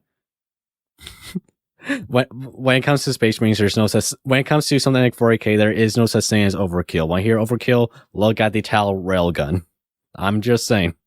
I know. I'm just looking at this going, holy fuck. Oh my god, I love when they put the little guy at the top. They look so dorky. That's a terrible way of saying that, but oh my god, does he look a little dorky up there? It's like they just clocked him. I hope they like put a magnet on like his butt so they can switch him out with a different guy. That would be super cool to do. When I hear overkill, look at the repulsor tank from the Primaris line. That's overkill. Oh my god, dude, fuck that one. That's like, you need to learn to calm down. I know you're killing shit, but unholy fuck, there's too much on you, and you're going to end up flipping over and explode, homie. And why? Why can't I put my Primaris into Land Raider, guys? Why can't I do that? Yeah, let a homie do it. It can take Terminators, but I can't take a Primaris. They're just jealous. Yeah, but look at the Spartan pattern Land Raider from this one. I was certainly surprised to see a plastic version of this, because before this was just Finecast on Forge World. So seeing this in plastic form, it's like, wow, that's certainly pretty. They have the dude with the train mask at the top. Oh, I love that fucking face. It's so weird. It's like a little train. Mm-hmm. Yeah. You know what I'm talking about, right? Like the front of old trains, how they have that girl set up. Mm-hmm. Of course, yeah. Some Space Marine helmets have that, and I love poking at it because it's just really weird looking. And I just call them the train boys. I give them the name Bugheads, you know? Oh, that works too. At that point, they'd almost be a common rider. Mm-hmm. Now supposedly there's going to be a Horus Heresy box, kind of like again with Betrayal of Chaos, Brain of Prospero. Supposedly there's going to be a box with all this new Horus Heresy stuff, and that certainly sounds interesting, but I don't think I'll get that. I won't get that because I have to catch up with my Blood Ravens and a bunch of other stuff. That's fair. And that's fair. I don't care. Blood Ravens are still a 1,000 Sun success for me. Just saying, that's my personal lore. If you're ever interested, which I don't know, some people are, in fucking VR chat, the biggest Warhammer group is the Blood Raven group, and I used to do some shit with them. Like I used to be like one of their head members and fuck, but when I stopped, I kind of stopped doing a bunch of that. But like, again, anyone interested, the Blood Raven group and the VR chat is a fucking wild ride to hang out with. Sorry, I'm like advertising them, but deal with it. Oh, no problem. You can kick that out if you want. No problem. Blood Ravens are fun, though. They are fun. They certainly have a fun color scheme, and I think they made a huge contribution to the 40k fan base. They had great video games. They brought in more people. They got more people into Warhammer, and I think they should be thanked for that. Yeah. You know what I'm trying to say? Yeah, I get you. They were a huge impact. As much of a meme as they are, they were a huge impact to a lot of people getting into Warhammer too. Exactly. And Games Workshop certainly still cares about them. Like, they gave them cameo references in Space Marine, the video game. And that's fun. They gave a Blood Raven librarian model in a Death Watch kill team once upon a time. And they still feature them in the codexes, so it's not like they forgot about them. Yeah, they're their weird child who's off at boarding school for a little bit. They're still thinking of them, but like, they're not the main priority. It's true. because they're favorite kids at home, and he's wearing all blue. I fucking that. My favorite color is blue, and it's unfortunately ultramarine blue. But Ultramarines are awesome. Despise the ultramarines. Wrong person to talk this to. Ultramarines are great. That's fair. I'm happy that you like them, dude. I'm never going to tell you not to like them. I just had a lot of bad experiences with over ultramarine fanboys. I can get behind that. And that's something I will say too, is that be a fan, but don't be a fanboy. Like, you know what I'm trying to say? It's like in that movie Incredibles or Megamind. No, wait, Megamind doesn't have a fanboy. Incredibles has a fanboy. Where, yeah, it can get toxic and weird quickly. God, yeah. Unfortunately, there's a lot of that in 40K. And Warhammer in general, like, even, like, fucking fantasy. There we go, fantasy. Even in fantasy, there's a lot of fanboys for this kind of stuff, because this is, again, Warhammer is a very male-dominated. Hate saying it like that, because it makes it sound like a weird feminist. But it's a very heavily male-dominated fan base, which, you know, kudos to them. It's not always not everyone kind of vibes with the same thing. That's totally fair. So there's a lot of weird fanboys who get really aggressive with women coming into it. So I've met I've met my fair share of just like aggressive, overly fanboys who are against women being in the community. And it's like, wow, okay, fuck you. Fanboys suck. Never be one. But then again, but the question, fangirls. But then again, fangirls are just horny. Oh god, yeah, no, fangirls can be just as fucked up. Just don't be an over fanboy, don't be an over fangirl. Just because you're one or the other doesn't mean you're better than the other. There's a lot of overly... I'm sorry, Jessica, I love you. Because the difference between fanboys and fangirls is that fanboys are toxic, fangirls are horny. Nope, fangirls can be just as toxic. I have met many fangirls who are super fucking toxic. And they're not horny at all. That's the thing. It's like, there can be... I tell this to people all the time, because nobody ever gets to see their fucking skulls. But women in fandoms and stuff can be just as shitty as men. But they're shitty in a different way, normally. Mm-hmm. And they're very gatekeeping and toxic in different ways. So don't be a toxic fanboy. Don't be a toxic fangirl. Or you're just a shitty person. That's something I think people can get behind, but you were saying something? I don't remember anymore. Sorry, I do that a lot. Sometimes I'll talk and I'll forget, get on a tangent, and I don't remember what I was doing. Oh, no problem. But yeah, I think it's the case of the idiot who thinks, "Oh, you just want female space marines, don't you?" But it's like, no, he doesn't believe in that at all. It's like, dude, I think you're just being an idiot. It's really hard sometimes to talk with weird, just like.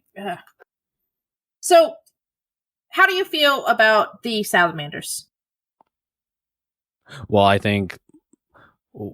how do I think about them? Well, they're not my favorite Space Marine Legion or chapter, but I think they're pretty cool. You know, they're pyromaniacs and all that.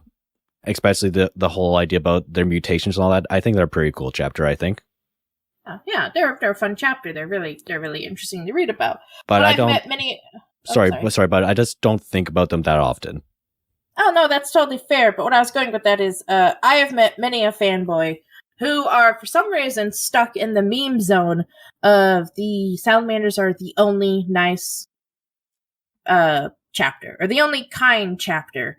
And I kind of sat down a bunch of these people who were thinking this, and I read them a few passages from a Thousand Suns book, and then a few chapters from a salamander book.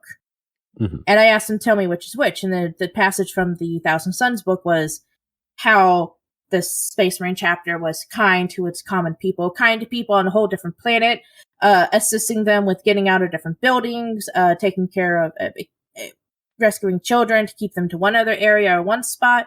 And the Salamander book was about how they just kind of walked over humans and didn't give a shit. And I asked them, seems like a contradiction, but yeah, well, no, that's how it often is. It's the Salamanders aren't as awesome or aren't as nice as everyone loves memeing about. They are a huge piece of fucking shit to the common humans if they're not from their home planet. While the Thousand Sons, from people from different places, have been... I think it's because the Thousand Sons have that weird stigma about being sorcerers, so they have this weird nicer to common people kind of vibe anyways. But the Thousand Sons are extremely kind to the common people, and it's like, I think these memes should be like switched around or something, homie, because the salamanders are fucking assholes. Oh, I got confused earlier, but now I understand what you're saying. I understand what you're saying now. Yeah. Yeah, I think people focus too much on memes or TTS, where it's like, or I don't think they really know the saying as much as they think they know. Or I think too many people assume it, but don't really necessarily read about it. You know what I'm trying to say? God, yeah, that's one thing that like I wouldn't say stuff about. Sorry. Yeah. Oh, sorry. What I was Go on. gonna say. Oh, fuck! I'm so sorry, homie. Oh, what I was going with that story was those were meme fanboys who thought that they were talking shit and they knew everything about, you know, the salamanders without reading a book. And those are the kind of fanboys that I hate. And then when you tell them, hey, that's not actually how that works, they get all pissy at you and telling you that you're wrong and that you're giving them wrong information and how the fuck could you? And it's like, well, I tried. Goodbye. Fuck you. It's like, don't assume stuff if you haven't really read about it, you know? Yeah. But, you know, you can't really tell that to people anymore because they're going to do it anyways. Like, people will come to ask me, what do you think of this? And it's like, well, I can't really tell you anything about it because I don't know much about it. It's like, you can't force me to give an opinion about something if I don't know about it, you know? Yeah, that's how I am with the Age of Sigmar. It's like, I know you wanted to ask some questions about it, but I don't know enough. And I don't want to give wrong information because I think of what I do know probably isn't right at all, and I'm mixing it with something else. Exactly. And it's like I would love to talk about it, but I don't know enough to talk about it. Exactly.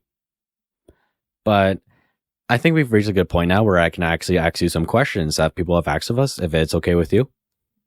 Totally. Sure thing. I think I'll go with the probably best question from the whole thing. Favorite Dorito flavor? My regular Doritos, if we're going to be honest. I don't like flavored chips. Oh. I'm very plain. It's like with Doritos, I like plain Doritos. I don't like any of the fancy flavors. I know I'm a terrible person. But I just don't like the taste of different chips like that. There's too much going on. I just want a chip. For chips for me, it's normally Lay's chips, and they normally have to be the ruffled chips, and then I call that a chip, and that's as good as I get. But for Doritos, I just want a normal Dorito with some salsa, and that's as far as I'm gonna get with Doritos. For me, though, because it's on the question of Doritos and not just chips in general, I will say that my favorite Dorito flavor is sweet chili heat. That's my favorite. My dad likes that one. It's really good. It's a really good flavor. It has like enough spice to it where for me, I find regular Doritos boring. But with sweet chili heat, it, again, and quote unquote, it has flavor to it. Or it has that kick to it. That's what I like about sweet chili heat. On. Oh, sorry? No, I said right on as in like, yeah, hell yeah, man, homie. Oh, yeah, sorry, you got cut out there. It's fine. Oh, yeah, sorry, this microphone sometimes says that. I gotta eventually invest in a better one. It's a shitty mic. Assure MV7 is a good microphone, I think. It's something that I use right now. It's really good. Okay.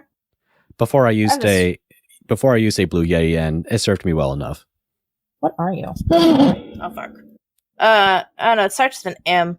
I'm too lazy to turn it around because it's just gonna make a very loud noise. Because I think I might need to oil this thing. Okay, I'll keep that in mind. Thank you. No problem. And next question is, Gobo. Maybe I should have used that name on the beginning of the show, maybe. But it's fine. because it says Rivette on your Twitter, so that's why I thought of saying Rivette, you know? Oh yeah, and that's what it is. Just everyone calls, because I'm a goblin, it's Gobo. It's like, okay, whatever. Oh, okay, good. I gotta just let people just call me whatever. They want to call me a bitch, go right ahead. I don't care. But Gobo, what got you into cosplaying, and what's the funniest, weirdest story you have about cosplaying? Is that Duskies? That's Duskies. Desky, my love. All right. So again, this is a story about spite and anger. So all of my getting into shit and how I master the arts, just getting into fucking cosplay is I had a friend who was doing it, and actually it's the same friend who was doing the VTuber stuff that got me into doing VTuber because she would brag about it, you know? So she was bragging about her cosplay. And it's like, oh, that's really pretty. I really liked it. Yeah, my mom made it. I'm just so pretty. I just so love it. I'm just gonna doing all these cosplays. This is just my life now. I fucking love this. Did you see this cosplay? Look at this cosplay. Am I pretty in this cosplay? It's like, yeah, you look very nice in those. And that went on for a couple months. And I was like, I'm, being a supportive friend. I want to be a supportive friend. I don't want to be an asshole. But after a while, it kind of got annoying. So I started cosplaying. And I've been doing that since 2015. I'm cosplaying. Yeah. Oh, it's fun. I love sewing. So, I did that to just kind of piss her off. And I didn't have anyone to make the costumes for me. So I learned to make my own costumes. And I took a bunch of sewing classes in my college where eventually I got a seamstress certificate, fucking bullshit. They're like the theater stuff. So I just learned to make costumes through the theater department. And I just continued to make costumes. And I've just stuck with it. And now I've just been cosplaying for like this long. And it's a lot of fun. So that's how I got into it, was out of spite and anger. What was the next part of that? I kind of forgot. Best cosplay. Story or cosplay in general? Cosplay in general, I think. My favorite cosplay that I do is my Frankenstein from the Fate series. Because I don't have to talk. Because she's a semi-mute character as it is. She just kind of grunts and I like that. It's like, if I want to get into the character, I don't have to fucking talk to people. I can just go, and they go, oh, that's such a Frankenstein mood. It's like, thank you. And it's a do you know what the character looks like? No, I don't know. Okay. I'm going to send you a picture. But she's just in a wedding dress. The Fate series, in case people don't know, is this weird, I'm going to call it weird, deal with it.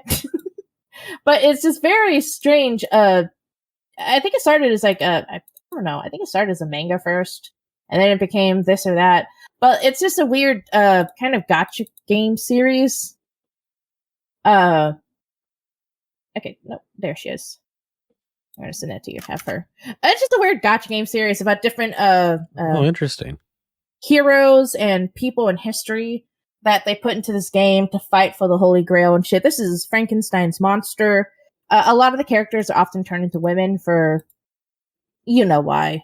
We all know why. We all know why everyone turns into women. In anime. But, yeah, everyone wants to fuck them. That's all that it is. It comes down to wanting to fuck. People can fight me on that, but they know I'm right. You're right. It's that interlobe in your brain as instinct, It's why Bowsette became so popular. Everyone wants to fuck. They're like, oh wow, it's Bowser, but I can fuck it. It's like, well, you could fuck Bowser before, you fucking coward. You just wouldn't. Or female primer, or gender swapped Primarchs. That's and again, it becomes you could have fucked the original, but you're too much of a coward.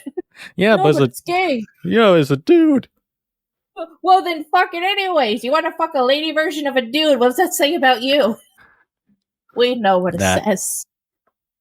It's getting into a whole nother topic. I'm sorry. But no, so right there, that's Frankenstein. My parents listen to this.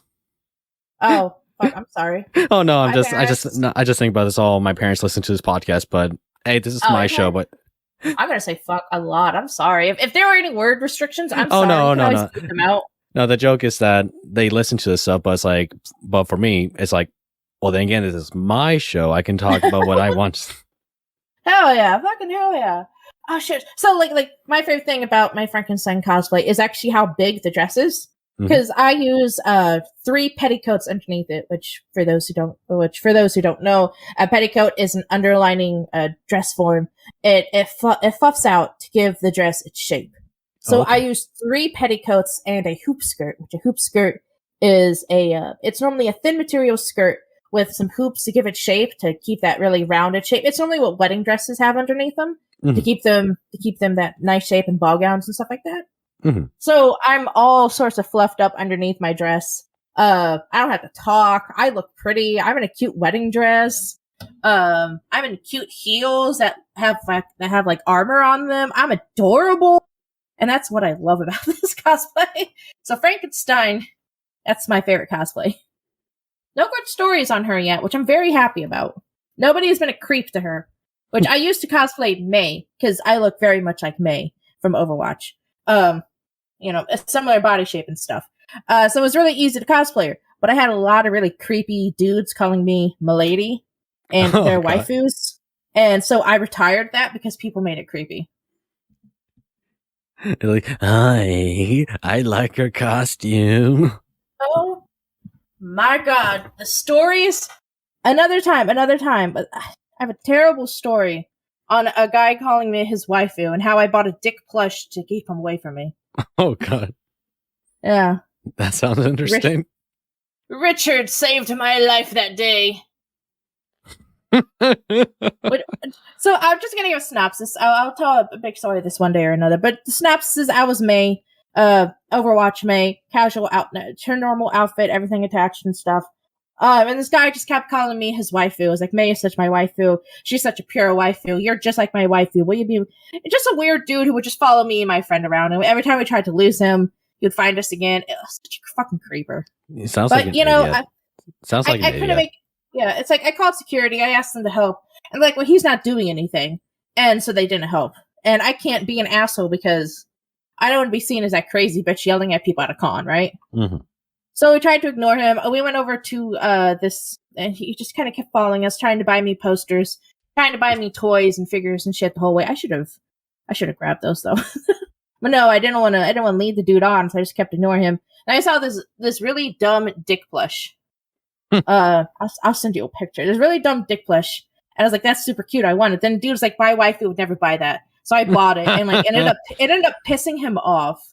And he ended up just like, oh no, you're not my waifu anymore. You're just another fucking thought. I was like, fuck off, dude. And that just sounds like an idiot. Yeah, that's all that it was. It was just this fucking idiot who just wouldn't leave me alone. And that happens a lot, unfortunately. It happens a lot to men too, especially with younger girls. Because if a guy... No. That's a naughty zone. No. No.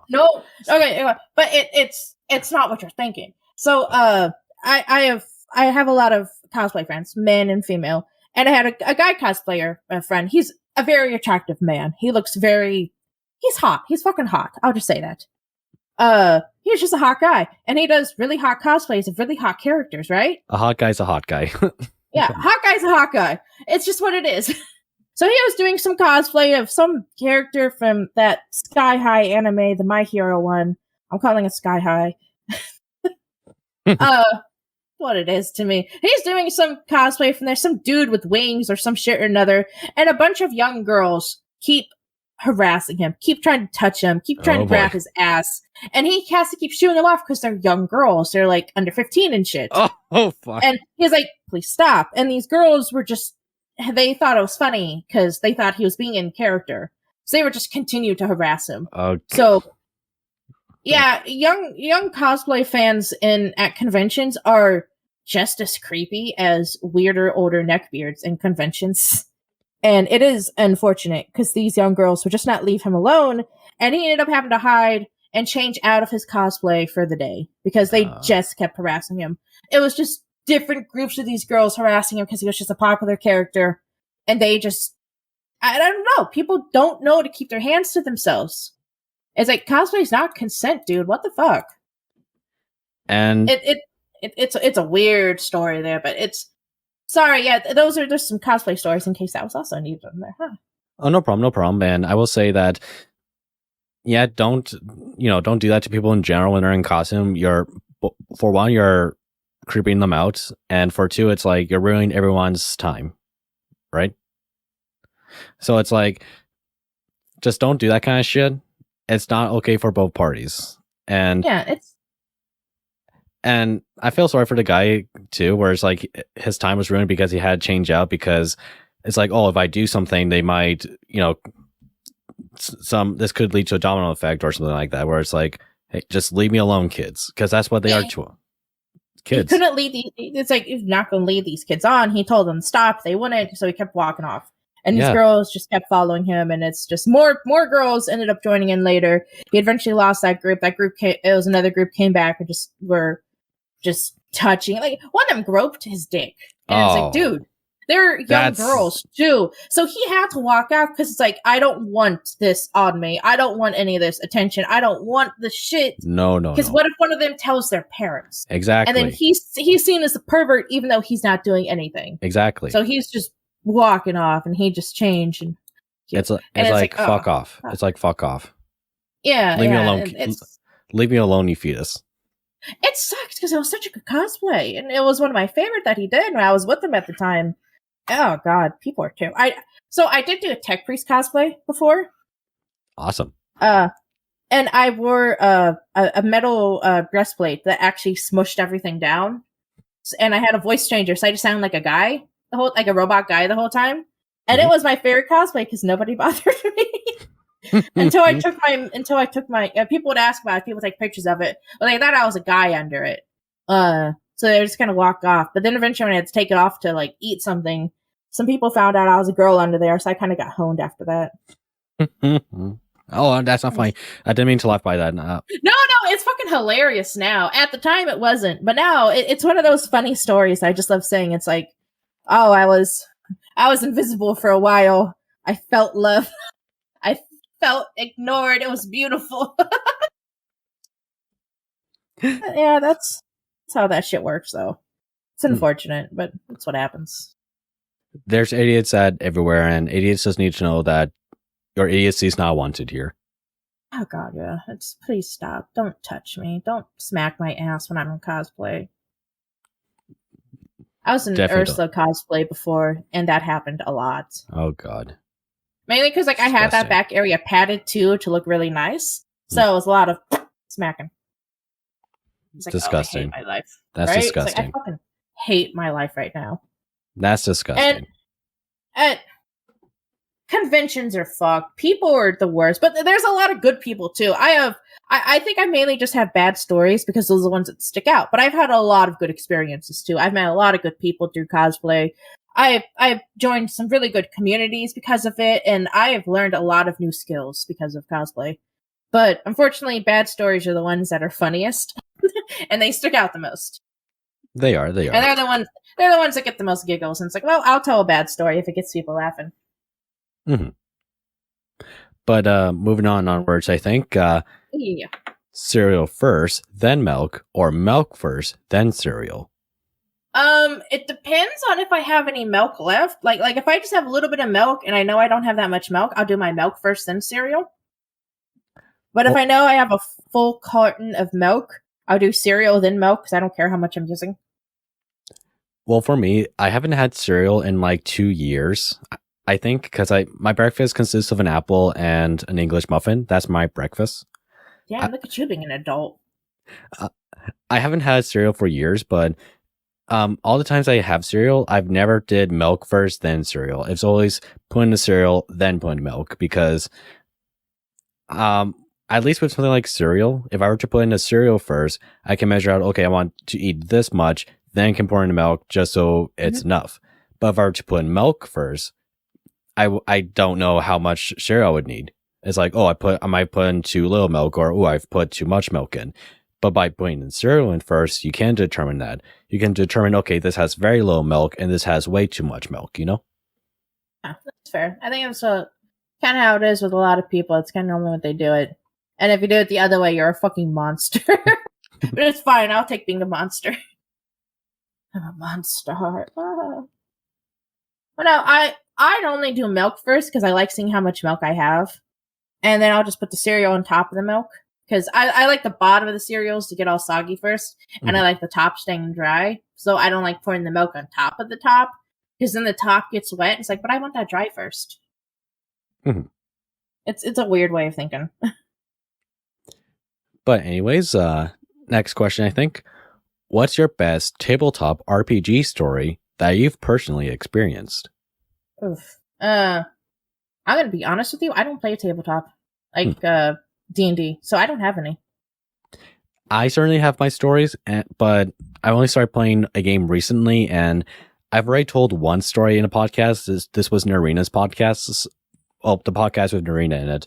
So I don't think there's any point for me repeating that story again, unfortunately. So if you're interested in hearing that story, you can find the link in the description down below or whatnot. But I just don't think it's worth retelling that story, you know?